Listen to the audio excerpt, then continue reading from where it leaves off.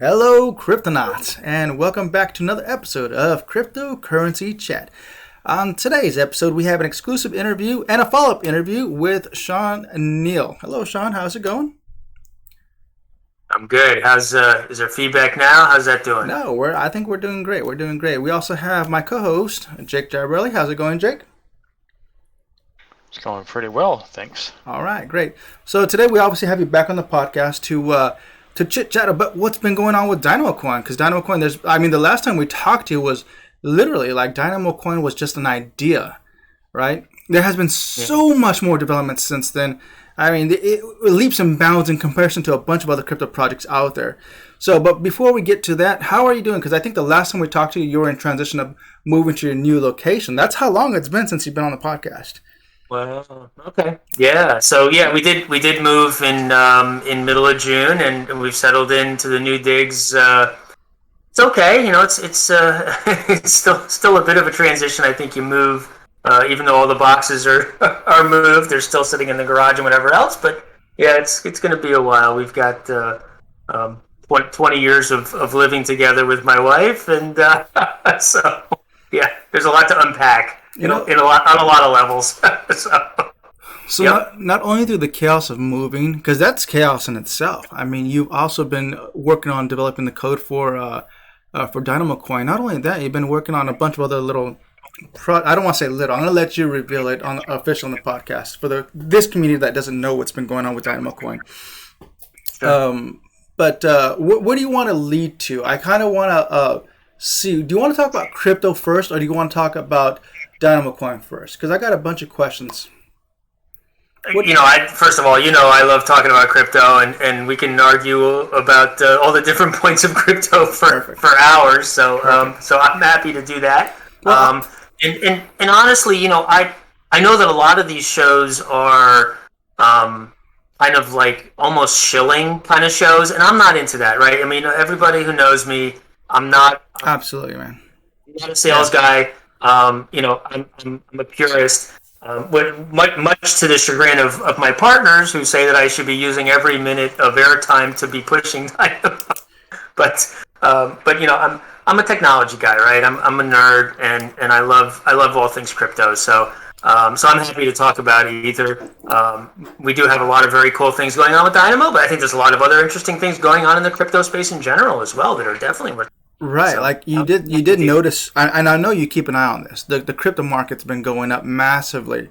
Obviously, there's a rumor out there that we were talking about yesterday on yesterday's podcast, Jake and I, that there is a rumor that there's a futures ETF coming out, a Bitcoin's futures ETF coming out. And that's why a lot of these big bag holders, big whales, are front running the crypto market, and If it plays out that the SEC approves a futures Bitcoin ETF, then awesome. They're obviously in the right position. But if it doesn't, what's the state of crypto from your experience working with your background? What do you think is going to happen if this type of ETF doesn't get approved? Is it going to affect the market in a positive way, a negative way? Is it going to go sideways? What are you looking at? I'm not saying I want you to predict what's going on with crypto, but from your experience, my thing is, I already said that yesterday. I officially said that this is not going to get approved. Gary Gensler's not going to approve it. Now, Jake says that there's being a futures ETF, that's a possibility, right, Jake? Yeah, no, I definitely agree. I think that, not to get further out of the question here, but yeah, there's a lot of money. A lot of pressure, and I mean, the Fed can do whatever the Fed wants to do, and they've obviously been playing cat and mouse, but with Coinbase in particular. But I think it's going to go forward. That's just my opinion. So let's see what Shaun has to say. I'm curious. What do you have to say? I do not believe that a Bitcoin ETF will be approved. I don't. And I think that the market has already priced that eventuality into it. I don't think that that's a risk to the market, though.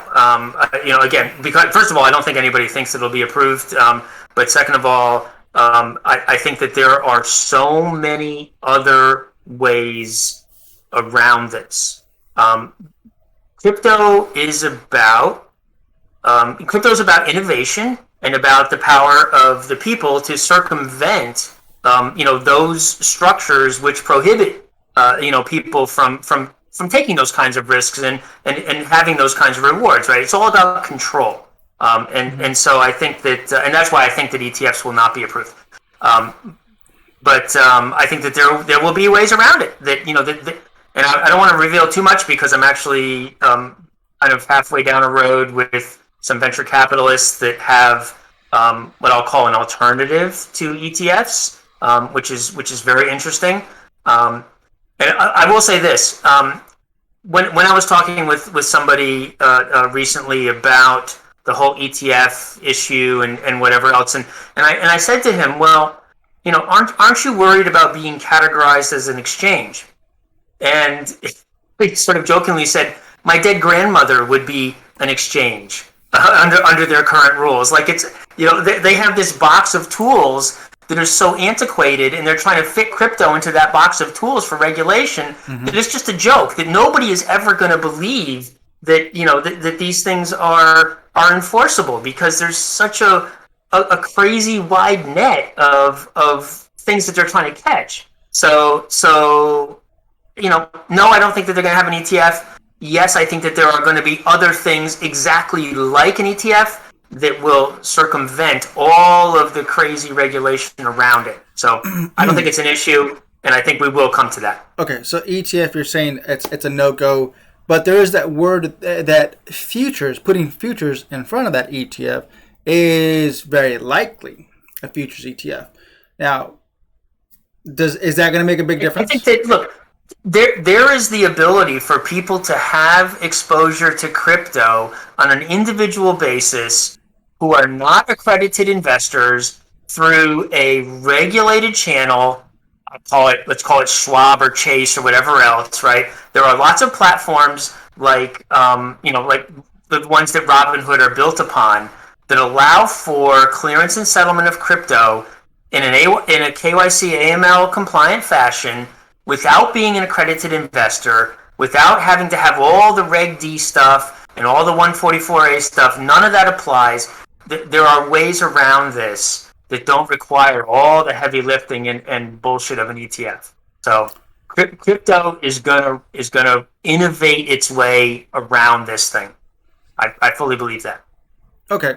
Obviously, that's going to take a lot of the crypto community to actually make that happen. We obviously need more developers. I mean, you're one of the very few people out there that can. You're like the infinity loop. You just keep going and go, or the Energizer Bunny, right? You just keep going and going with your code. A lot of people get burned out when it comes to coding because it's not that easy. You make it look easy, but it's not that easy. Obviously, you have the years and years and years of experience doing this. What I want to transition into, it's not technically a transition, is regulating crypto, right? Is government getting involved in crypto and regulating it and creating, let's say, not stable coins, what is it?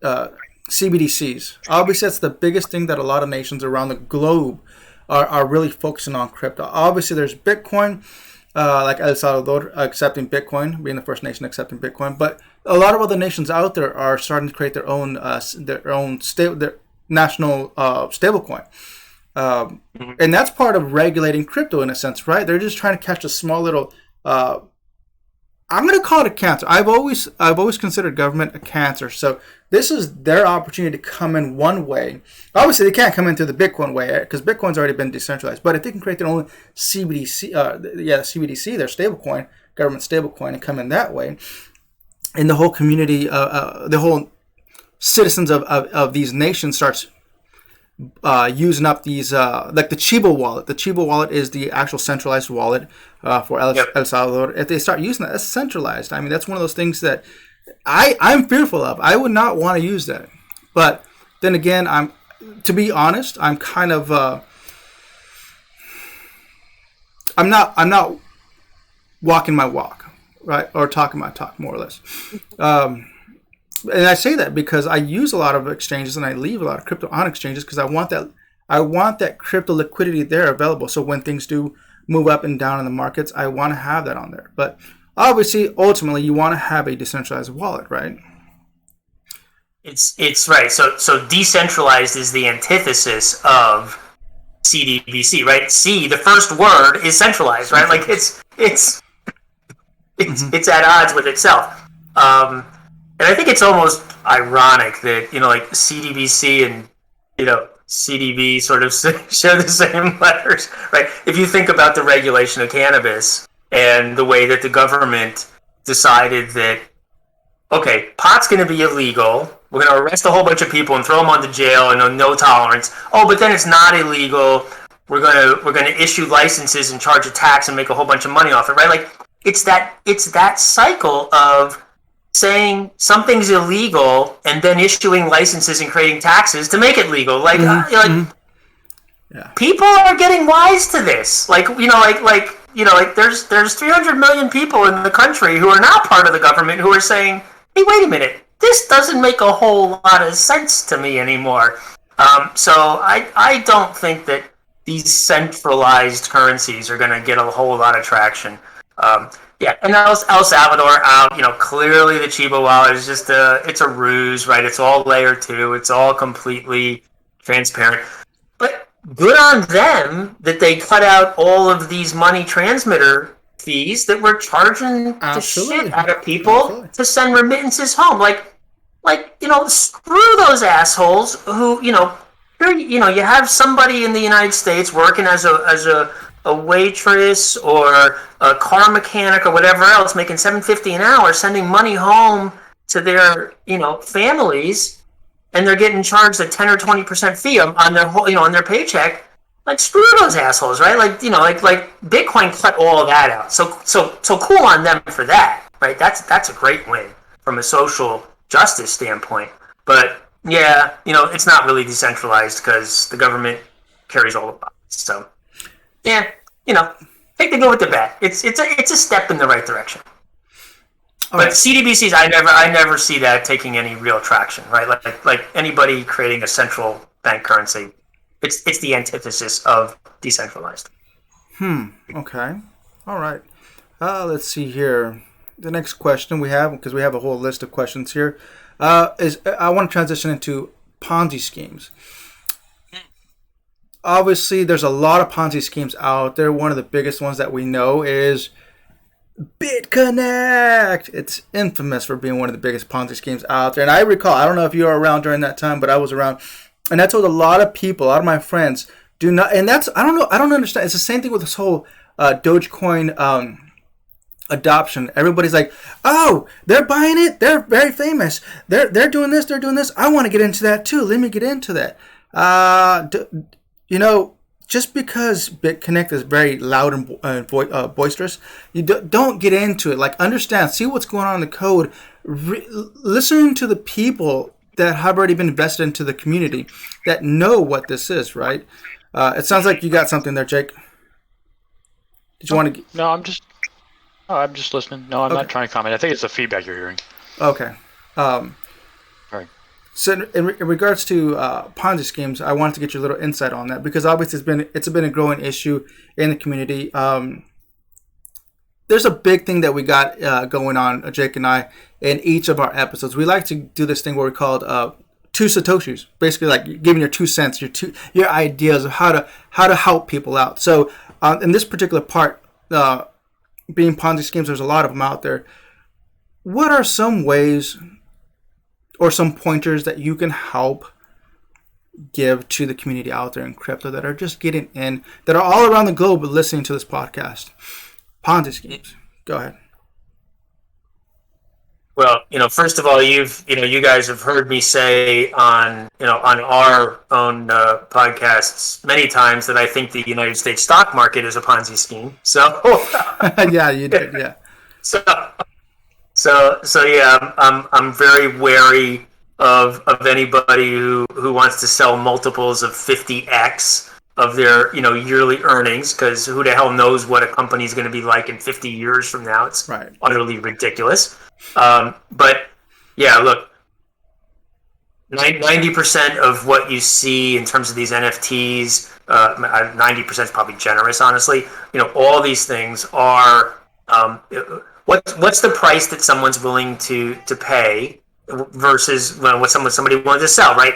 That's almost a Ponzi scheme. It depends on all new capital coming in to some project. So you need to see what are the backers, what's the technology, what's the intrinsic value of these things.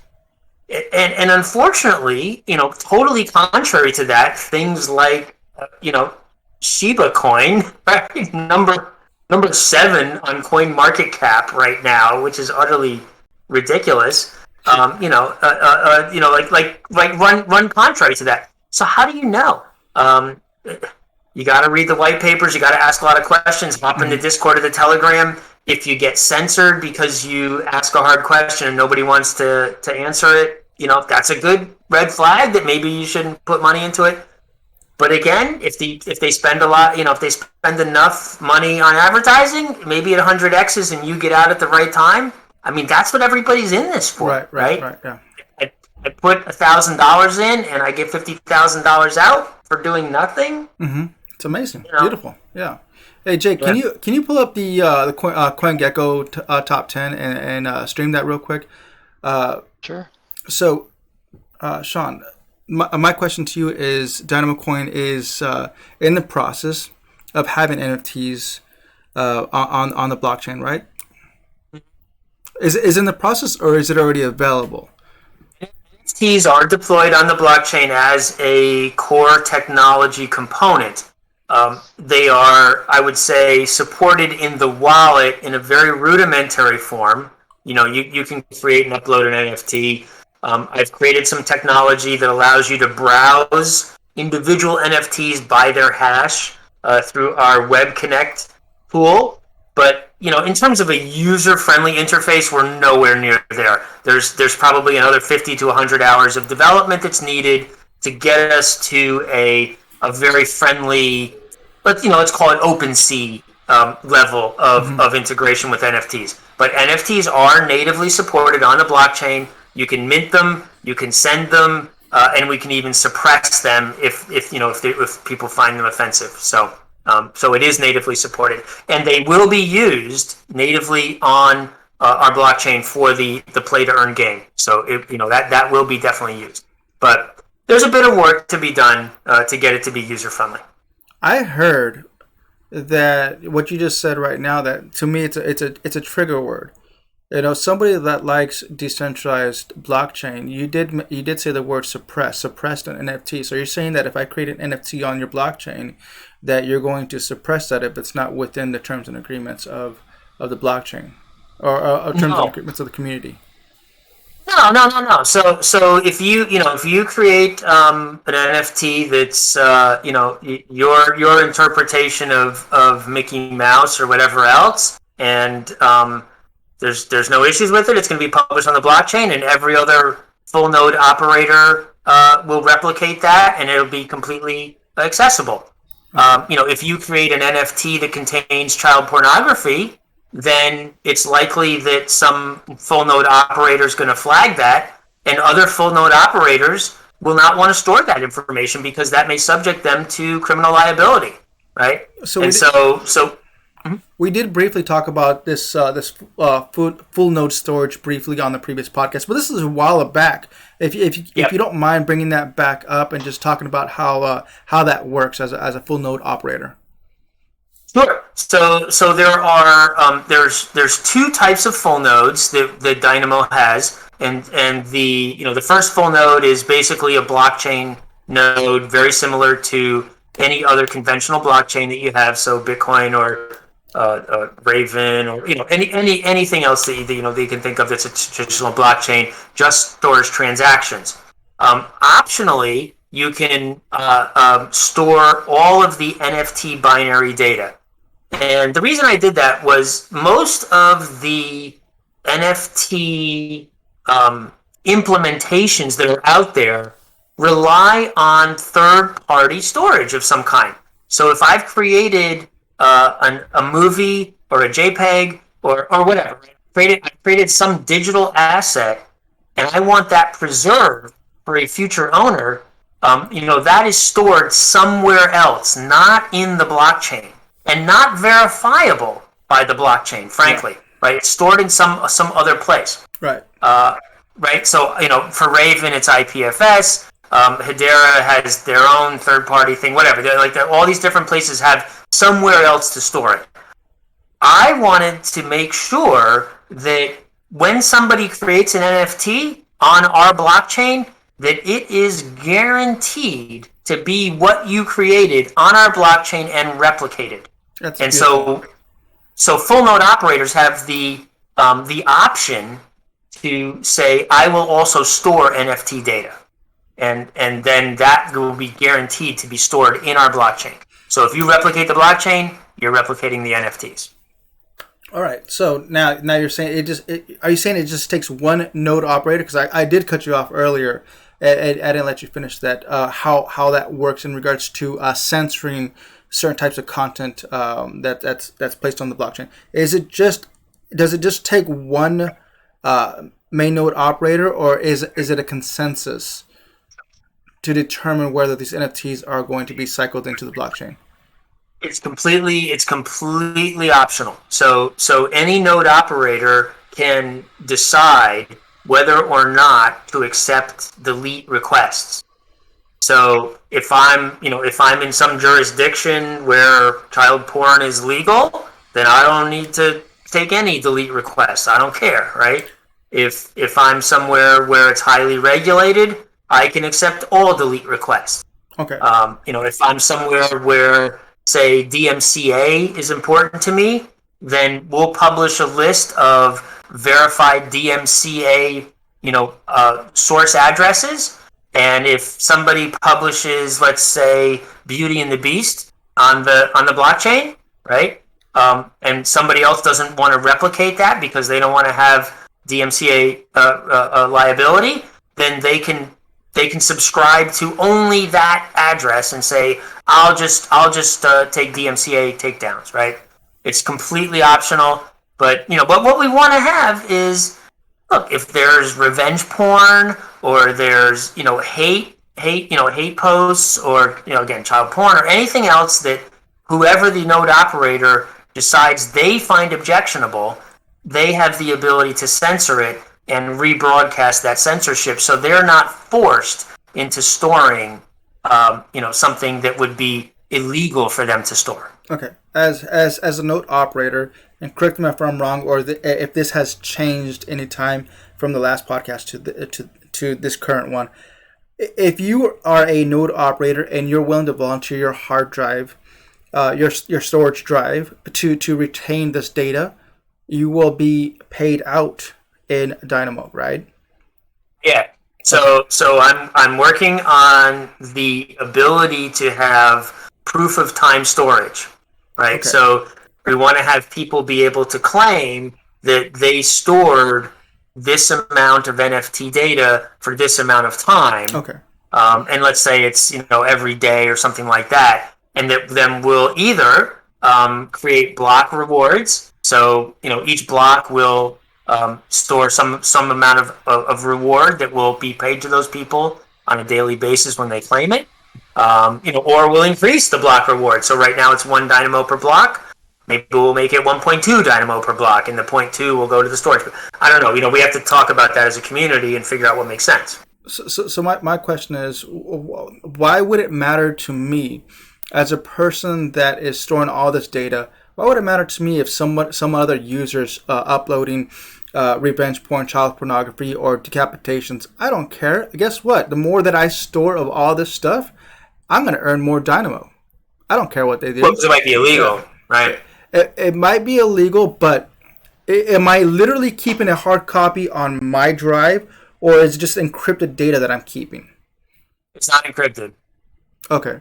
I mean, well, technically, I'm sorry. It is encrypted, but it is easily decrypted by virtue of your encryption key being public, because the only purpose of the encryption is for me to be able to calculate storage rewards so it's not really encrypted. So no, it's not. It's not like you're just storing a hash. You're actually storing the file, and there is potential liability for storing and redistributing that information in the United States for sure. Okay, so it wouldn't be that difficult for me right now to drive over to Mexico and make it there in a day. Drop off a Raspberry Pi that has, say, for example, say 2 terabytes of storage attached to that. Leave it there, connected via Wi-Fi or hardline into that. Right? It stays over there. Guess what? All the payouts are going to go directly to my wallet, which is sitting, here on my cell phone. Right? Yep. I mean, what's the big deal? If they want to go catch that. I have a VPN. You're not going to be able to find me, right? Or use Tor. I'm not saying that people can't abuse or whatever the system for storing that information, just like any other system, right? I mean, look, child porn is mined into the Bitcoin core. So let me propose something here. Why not go KYC AML in regards to this particular portion of it? In order to be, that would be incredibly centralized then, right? Exactly. Yeah, like you wouldn't be able to decentralize that, because then a firm would need to say, yes, this is your driver's license, yes, this is your passport, right? Like that has to be necessarily centralized. There's no way to do that. Yeah. I just want to pick your mind in regards to that. Go ahead, Jake.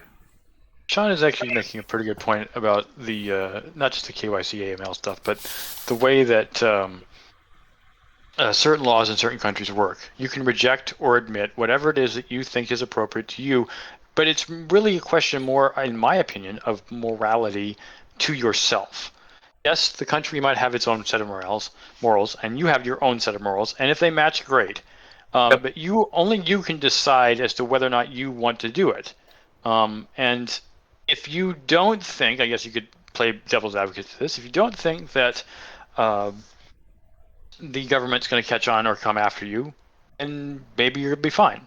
Yep. But if your morals say this is probably not a good idea, then you can just do what you will. I mean, it's up to you. But each of us decides individually as to whether or not we're going to break the law and run a red light or not. So as far as crypto is kind of not ambiguous on it, but outside of the normal realm of judgment. It's not a thinking thing. It's it's an autonomous being, if it's going to be anything at all. And it's unfortunate in some cases that people believe child pornography is something they want to do. It's also unfortunate when people rob other people blind. So morality is a hard thing to judge on, and certain countries have certain rules. The United States doesn't agree with certain. I'm not going to name what kind of countries they are, but other countries that are out there. And I'm not trying to start a war. I'm not trying to start a battle with anybody, but it's your own set of rules, and blockchain shouldn't be the judge. Is I guess what I'm trying to get at. You judge for yourself. Beautiful. And I think that's why I designed it that way. Like, if I'm a node operator in China, and somebody wants to put the Communist Manifesto on the blockchain, I can decide for myself. It's illegal in China, but I can decide for myself. Do I want to take that risk to republish that work? Or or the Anarchist Cookbook, or anything else that's a necessarily sort of provocative work. Do I want to republish that or not? Right? I can opt in to stick that on my hard drive and republish it, or I don't. Like that's my choice, right? So my purpose was to give full node operators their own choice to decide, and let the community decide. And if everybody decides to censor this particular asset, that asset just won't exist anymore. Right? That is the very nature of sort of a community decentralized effort, right? That everything sort of moves in some direction based on the collective morality of the group. So that's why I designed it that way. Nobody's obligated to replicate an NFT. You can opt out of any one that you want. So full node operators can censor whatever they want, up to and including nothing. Beautiful. I want to continue with NFTs because NFTs is just the craze. It's like it doesn't stop. It just keeps going. More NFT, more NFT, more NFT. And there's so much more we could talk about NFTs, but we're already about 30 minutes into this interview. I do want to get into Ethereum. Ethereum 2.0 is pretty much right around the corner. So Vitalik Buterin is saying, right? It's right around the corner. It's coming up. We'll see what happens. The thing I want to ask you is Dynamocoin prepared for an influx of miners, or is having too is it going to overwhelm you and the other developers in the Dynamocoin community when if you get this influx of people coming to Dynamocoin? Is it going to be too much? Are you guys not ready for that yet, or are you guys ripe and ready to take on all these massive amount of people that are going to come over to you guys? So I designed Dynamo at the very beginning as a coin to mine for myself, right? Like that was my impetus for the design. And as we talked before, I spent the better part of 6 months, being worried about proof of stake being implemented in the early part of 2021 after having spent several $100,000s on mining equipment for Ethereum, and then subsequently learning that this all was going away, and 1559 and all these other sort of events that were theoretically going to destroy Ethereum mining, right? So as you know, I went to Raven, I went to Algorand, I went to Ergo, I went to all I don't know, 6 or 7 different coins. Spent many months in all of their discords, looked at all of their code on GitHub, tried to get involved, got very, very frustrated by the high level of centralization in all of those projects, and said, you know what, screw it, I'm going to make my own coin, and I'm going to mine my own coin, right? Like when Ethereum goes away, I need something to mine, I'm going to mine my own coin, screw them, right? So at the very start, this was meant to be a coin to be mined for profit, right? That was the whole idea. So no, I'm not at all worried about hundreds or thousands of miners coming to the chain. That's exactly what it was designed for. We are GPU miner friendly. We are completely ASIC proof, not even ASIC resistant. We're ASIC proof because we can change the algorithm at any time on a whim. So if an ASIC designer comes out, we can just change it, and all of their ASICs will be bricked in a week, no problem whatsoever. So this was designed to be the GPU miner's dream. The problem is we need liquidity, right? That's why we're building these use cases for miners to be able to sell their coins. Unfortunately, a lot of people don't want to sell their coins right now. Everybody's holding. So what is one of the biggest use cases that you have going on now for people to actually start using or putting their money up into the market, the coins up into the market? Yeah, so the play to earn game is our main focus right now, and we've got 2 prongs that have a lot of traction. Can you show? The first one is our. Can you show a little gameplay there? Can you screen share and show a little gameplay? Let me see if I can. I have not shared my screen before on Discord, so let me give it a whirl. Screen. It is a 4K screen. Are you seeing it? Yes. Seeing it. Yes. All right. Let me pull up Unreal Engine. I'm here on Upwork trying to hire some JavaScript developers. There you go. So, for anyone that's listening, JavaScript, if you're into JavaScript, you got it. Yeah. How do they reach 100%. Out to you? How do they reach out to you? Just DM me on Discord. Hit me up in the Discord. In the Dynamo Discord. Yeah. Or Shaun at ShaunNeal.com. My email is very easy. Yep. So I don't know. Can you see? Is the stream going? Yes. Go ahead. Yeah, we can see it. So this is our. Let me turn up the speed. We're using Unreal Engine. I've built a proprietary blockchain connection into Unreal Engine so that you can spend Dynamo coins inside the engine natively. We have this first island right here, which is where I'm building out all of the different houses. They're going to be for sale. So cool. So there's a little enclave here of these 4 little houses. Up on top, there's a village. There's this kind of central village that I'm building, which has this kind of this inn and a blacksmith and a little farm. On the other side of the island, I've started another little enclave of houses. We're going to build 500 houses as the first land sale, which is going to fund the development of the rest of the game. Just to give you an idea about the scale, the overall scale of the game. I'm sorry, we can't. I don't know. Sometimes this window doesn't come up. There's about the overall. This is the starter island. The overall size is about 32 times these 4 tiles. So it's much larger. Obviously, it extends way off into the horizon there. We have a number of customizable characters. I can show you a couple of the characters that we have here. Let's see, where's my blueprints?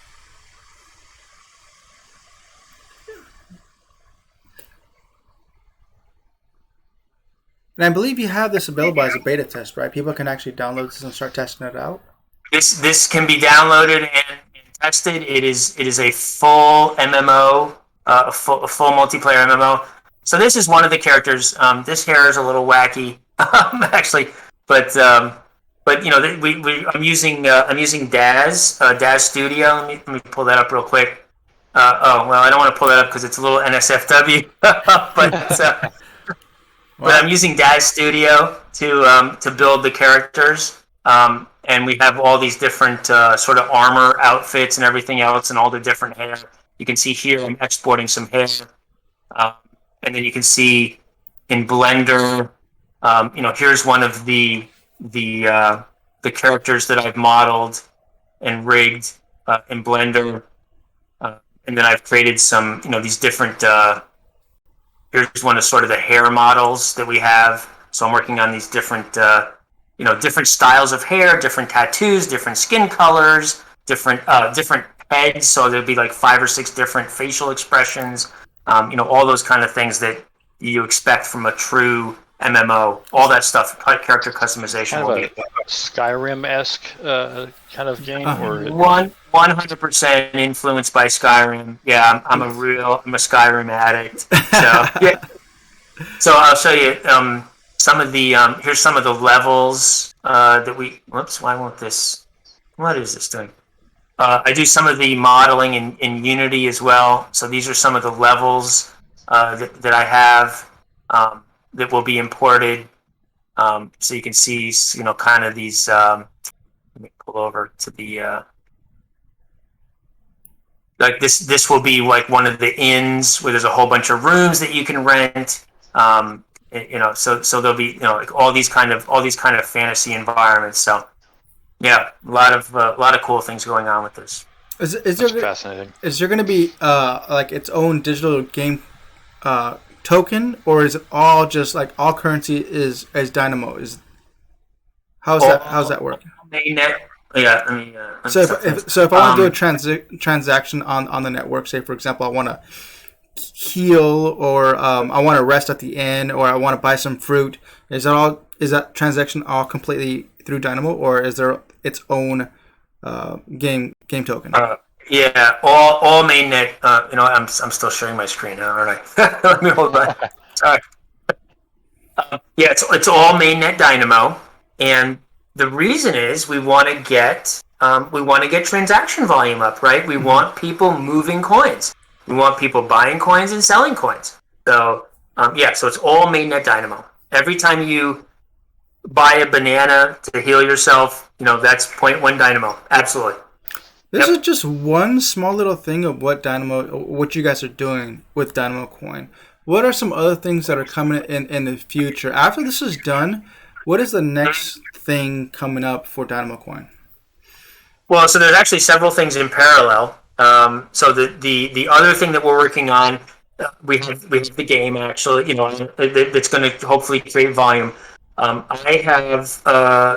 in sort of late stage discussions with a AAA game studio to use the technology that I've created for this game MVP on their own game.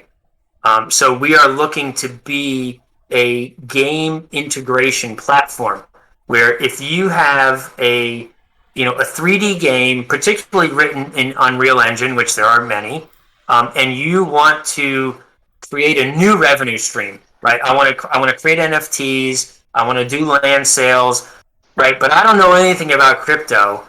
We're going to help you do all that. We're going to onboard all those people. We're going to create wallets for them. We'll create the liquidity pool. We'll help you with all the customer support, all that stuff, right? We are going to make your game be enabled on Dynamo.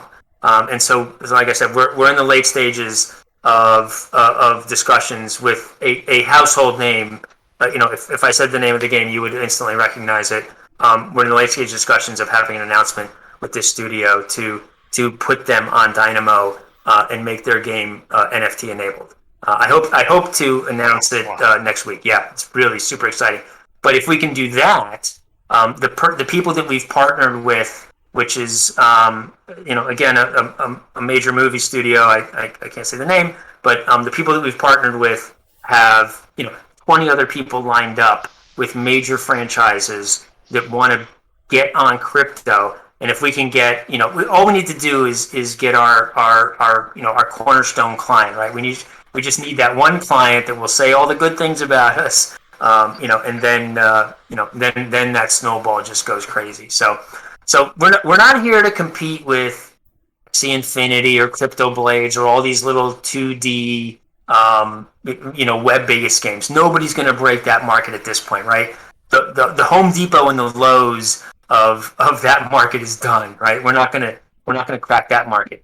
But nobody's doing AAA 3D immersive sticky MMO type games. So exactly. With crypto, right? That's the niche we're going after.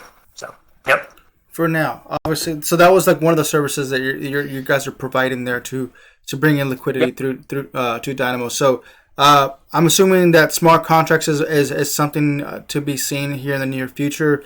What about NFTs? Come on, man. Come on, Shaun. I've been bugging you about NFTs because I want to get the C3 tokens on Dynamocoin, man. So what's going on with that? So that's part of the reason that we're interested in hiring JavaScript people. I need to get the wallet NFT friendly. There's a few more functions that just need to be added. All the APIs are in place. All the servers are in place. I have minted and uploaded NFTs to the blockchain. They can be viewed in a browser. It's just not very user friendly. So just that glue just needs to be created. Again, like I said, it's probably 50 or 100 hours of work for a JavaScript developer. It's not a lot of runway. What you haven't mentioned on this podcast is that you actually have a web wallet for Dynamo. The last time we had you on, that was non-existent. There was no such thing. Oh, that was literally just a dream. Yeah. Now it exists. It's so easy. It's so easy to get into, right? Yep. That was the whole idea. I just wanted to make it really, really easy to create a wallet. Go to a website. Create the wallet. It takes 2 minutes. It's very, very simple. Yep. Okay, there you go. So there's no excuse like downloading the entire chain.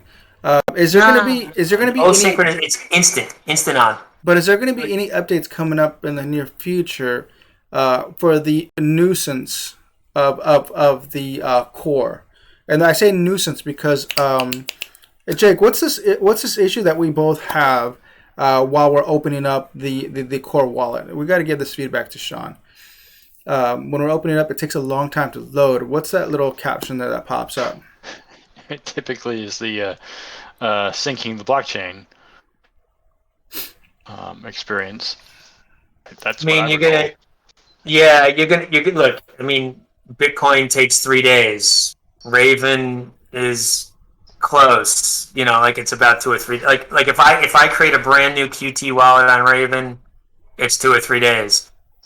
There's not a lot that you can do about that. There are some parameters you can set, like don't do transaction indexing, increase your memory cache, turn off logging. I did post in the miner repo. I said, hey, if you're downloading this client just to do mining, here's all the things you can do to optimize the load time.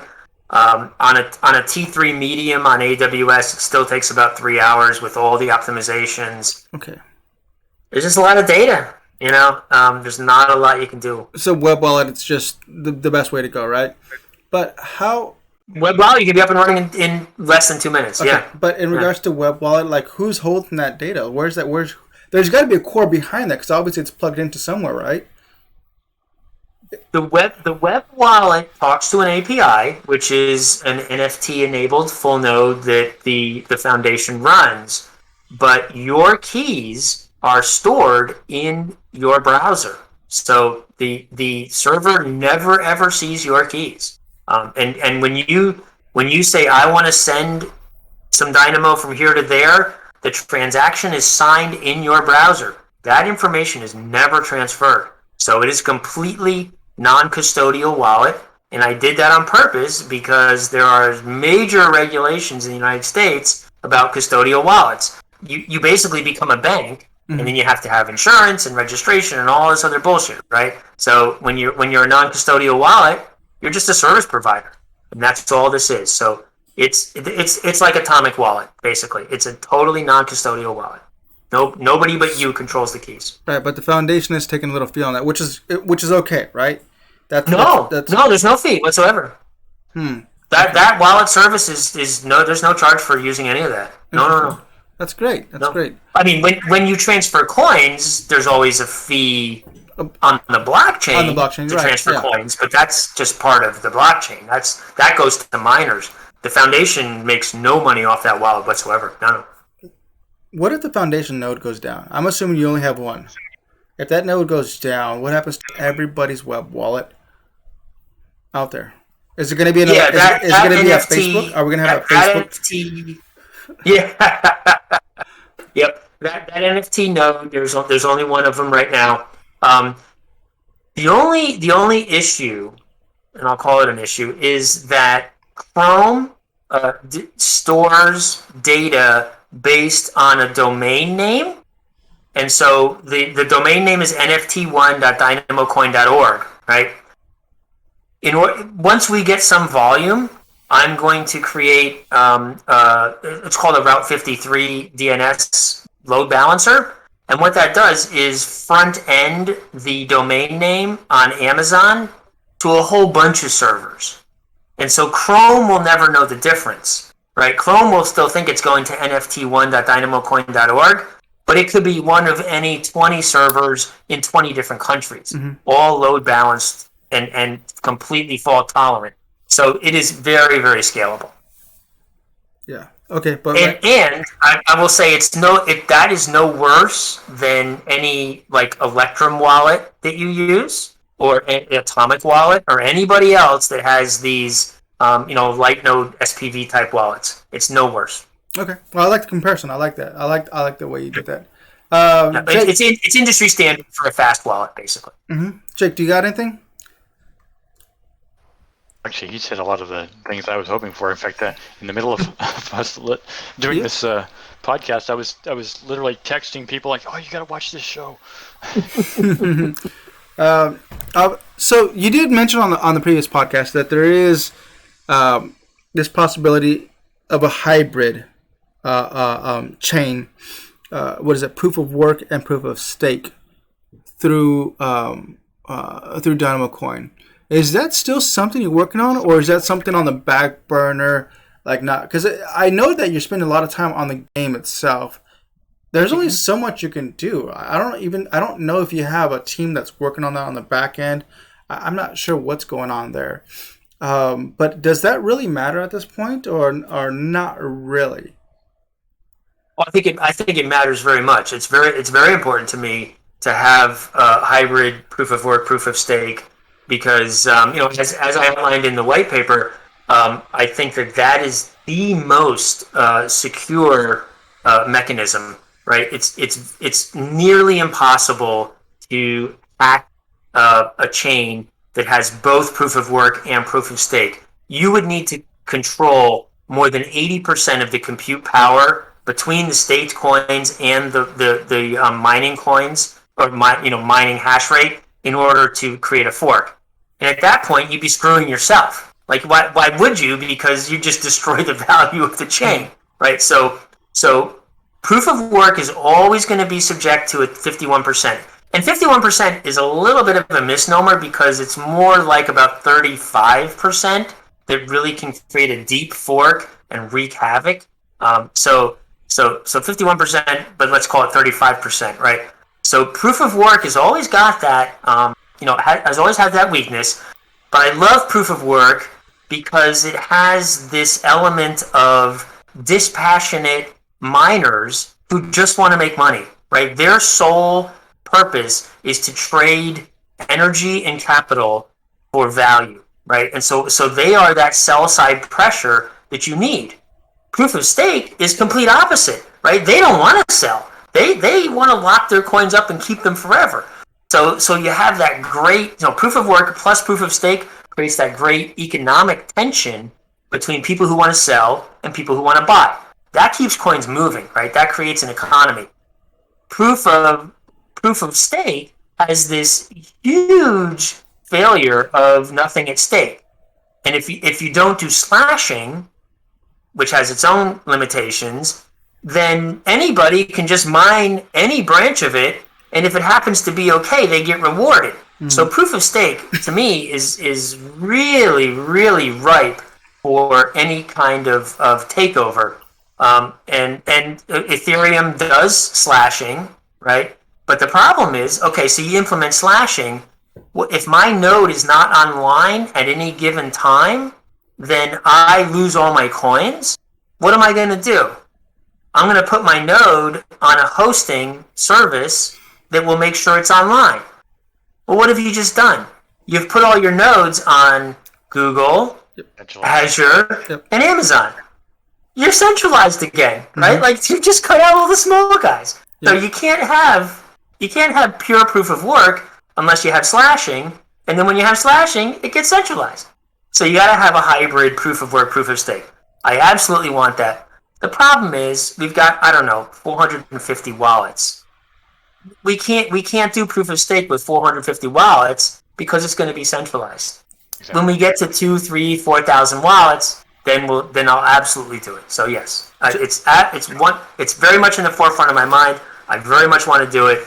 We just need more wallets. Jay, can you pull up the Dynamocoin website? Go ahead. Sure thing. The question I was going to have related to that exact point, not just the number of wallets per se, but people looking to sell. Mm-hmm. I wanted to ask you a question regarding that. So Safe Trade is still on the Dynamo website, and I think actually I pulled it up here a second ago while we were talking. I don't remember which one it is now, but I went to. I'm not trying to be distracted from this, but let me just make my point before we get into anything further.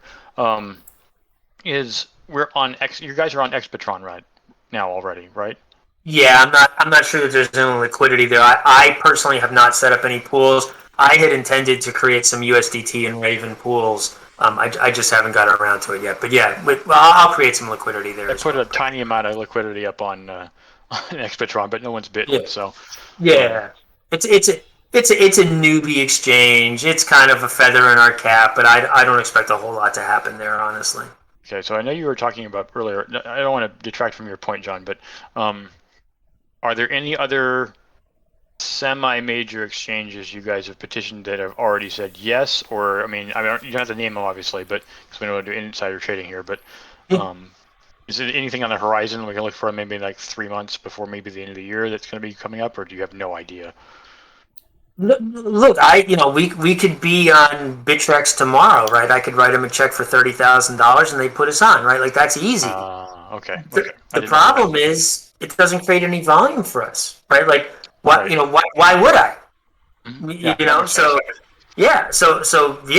We've applied, we've got approved. It's not a problem. Write the check. Okay, they have 600 other coins that you look. If when you look at those pay to play exchanges, they're 95% of their volume is in their top 5 or 6 coins, and it's all the top 100, right? It's Bitcoin, it's Ethereum, it's it's Cardano, whatever, right?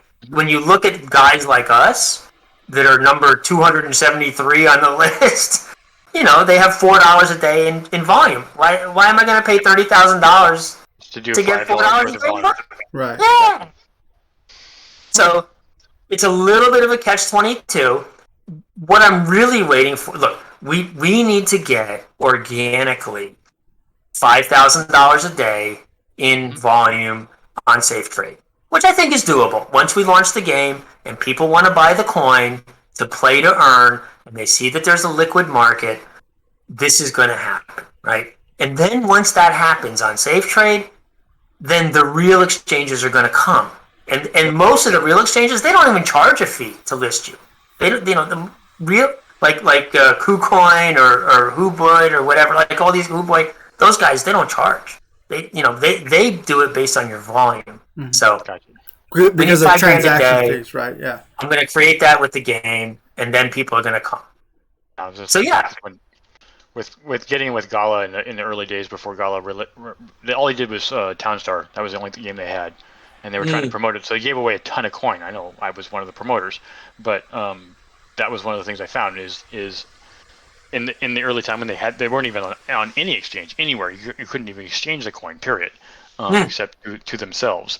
Right. And they did a bunch of promotion like, oh, here's 100,000, here's 200,000, here's a million, coin, which was worthless. Now it's it's what, 10 cents or something. The game I think is going to be the big mover of coin for Dynamo. Well, and not only that, right? That will create organic transactions, but then when we have a couple of great announcements about backing from a venture capital firm, a successful Kickstarter campaign, the fact that a game studio is adopting, right? Like all those irons in the fire that we have. It's all about at bats, right? You don't make a home run on every one, but getting an at bat and getting a single or a double, that's what it's all about. So we've got a lot of at bats now. We've been at this for 5 or 6 months. We've got 5 or 6 people on the board, or 7 people on the board who have good connections, who are constantly feeding me. I'm having a lot of calls, frankly, too many phone calls because I'm not able to program as much as I'd like to. I spend too much time on the phone now. But we're now starting to get a lot of at bats, and eventually we're going to get a couple singles and doubles, and something's going to stick. So cool. It's all about persistence, right? Yeah. Awesome. It's exciting. All right. Let's go ahead and wrap this up there. We got about an hour in. Actually, are we an hour in? No, we still got a couple minutes. We got a couple minutes. Let's see. Anything else randomly? Let's see. Custodial versus non-custodial. HD. Are you guys working on a mobile wallet? How about that? Mobile wallet, not just a web wallet, but an actual app. Is it necessary to have the app? I understand that the mobile wallet, or the web wallet, is obviously you can pull that up on your iPhone or your Android phone, or even your computer, your desktop, your laptop, anywhere around that you have access to the web. You can pull that up. Is it necessary to have a web wallet? An app. An app wallet. In its current incarnation, the web wallet is not very mobile friendly. It doesn't support cut and paste on the iPhone in particular. The keyboard's a little wonky. So that is part of why I want to hire a JavaScript developer to rewrite this thing as a native HTML wallet. And then there would be no need for an app. It'll just be a straight up. You can go to your Safari or your Chrome on your iPhone and have your wallet there, and it'll be the same experience as on your desktop. So I don't really anticipate the need for an app. And frankly, I'm worried about censorship. If if Apple all of a sudden decides, because they're afraid of the SEC cracking down on crypto, that they pull all wallets from the store, all of a sudden we get, pulled. Well, they can't pull Chrome or Safari, right? So I don't want to be stopped just because they decide that crypto is bad. So we will enhance the web wallet to be mobile friendly, and then that issue will be gone. Yes, love it. Great. Yep. I like that. What else? What else do we have on the website? The website's new, by the way, too. The last time that we were on, it was the old version of it. Now it's nicely updated. It looks a lot more professional. A lot more different sections. So you guys have a lot of stuff. Actually, Dick, if you don't mind just going around looking through things while I spend the last minute here pretty much thanking Shaun, Neal, and the team. If you want, Shaun, please plug in your team members that have been doing an excellent job at just sharing the content, because you guys have been so busy plugging in episodes on your own YouTube channel there for Dynamocoin regularly. So for the folks that are out there listening and watching this, you guys can definitely go over to the Dynamocoin Foundation, right? Is it the Dynamocoin Foundation?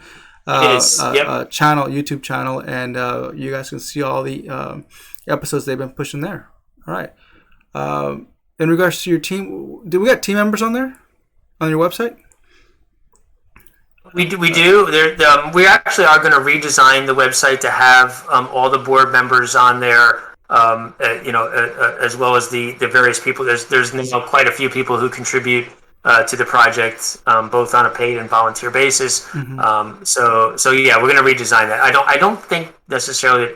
Maybe me and Keith and Joe might be on there, but not all the board members are yet on there. But yes, we're going to redesign the website soon to have everybody there. Great. All right, Shaun, it's always good to have you on the podcast every single time. It's one of those things that you are that crypto energizer bunny that just keeps going and going and going. I can't wait to have you back on the podcast to see what new because I know that the next time we're going to have you back on, this everything that you're talking about is already going to come next month and go. Next be incredible. Yeah, man. Next month is going to be incredible. We're going to have so many great things to say next month. So awesome. Yep. All right, Shaun. With that said, to you and your team, have a good one. Stack, stats, and huddle. Adios.